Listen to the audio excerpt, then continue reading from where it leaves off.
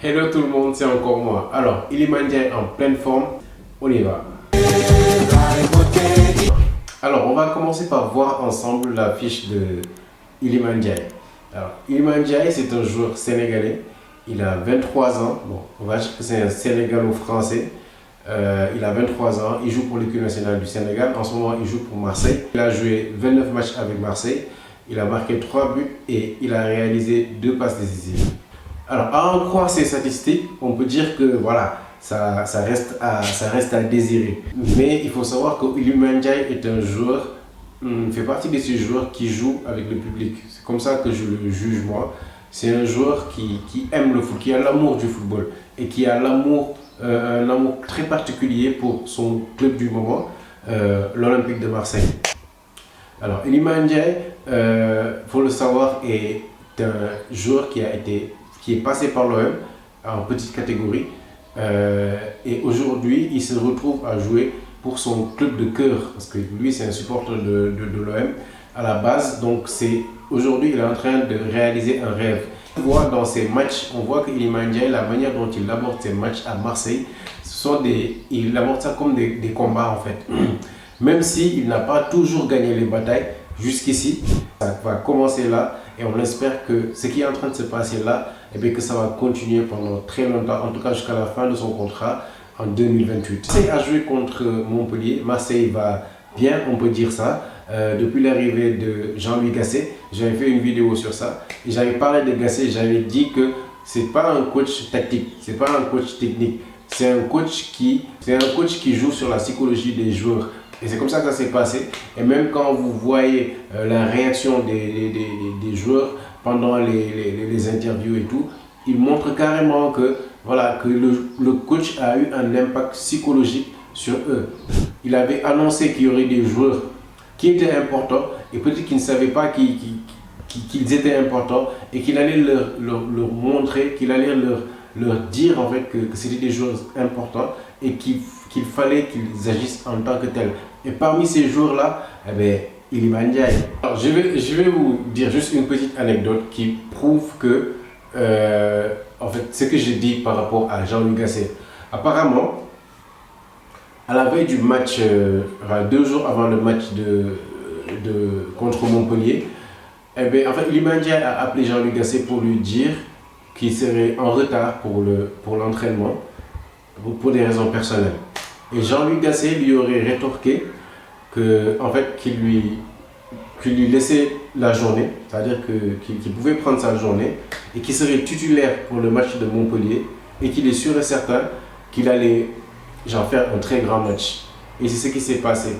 Donc en fait c'est cette relation de confiance-là que le coach est en train de créer avec ces joueurs-là. Iliman Ndiaye qui nous fait un match extraordinaire. Pourquoi? Déjà, une chose, Iliman Ndiaye a été positionné dans un poste qui lui correspond. C'est-à-dire que Iliman Ndiaye n'a pas été positionné sur le côté, comme le fait notre Aliou Cissé national, et comme l'a fait aussi Gattuso. Iliman Ndiaye est mieux dans l'axe.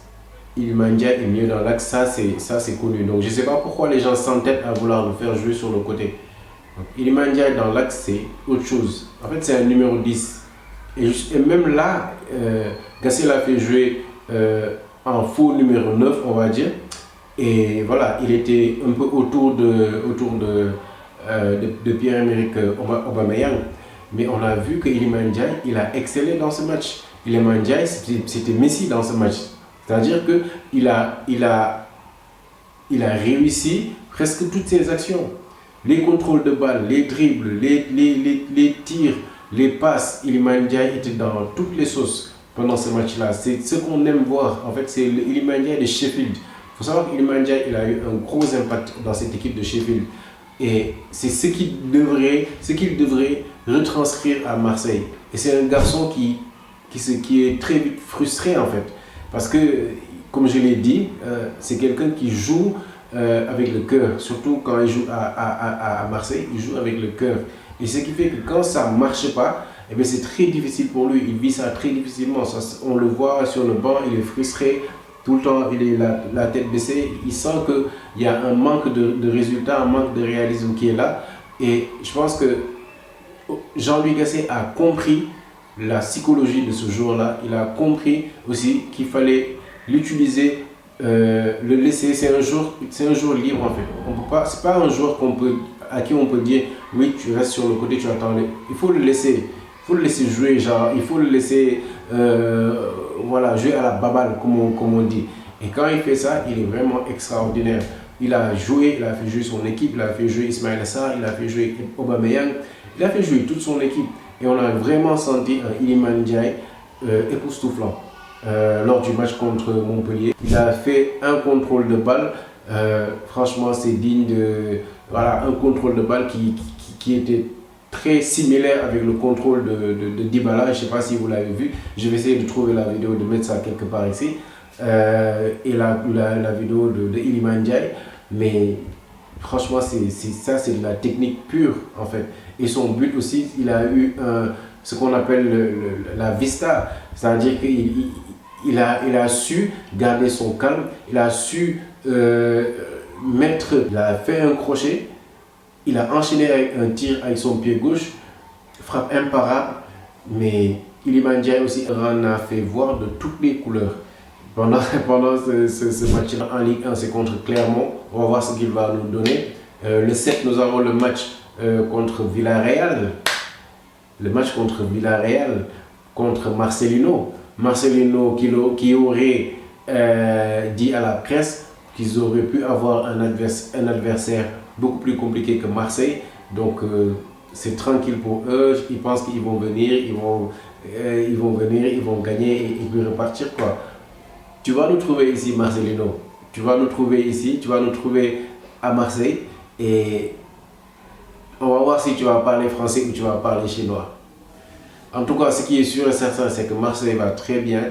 Nous espérons encore enchaîner les victoires. Nous espérons encore voir cette équipe exceller comme elle l'a fait lors de ses 2 dernières apparitions. Et puis voilà. Alors c'était moi et je vous reviens pour d'autres vidéos.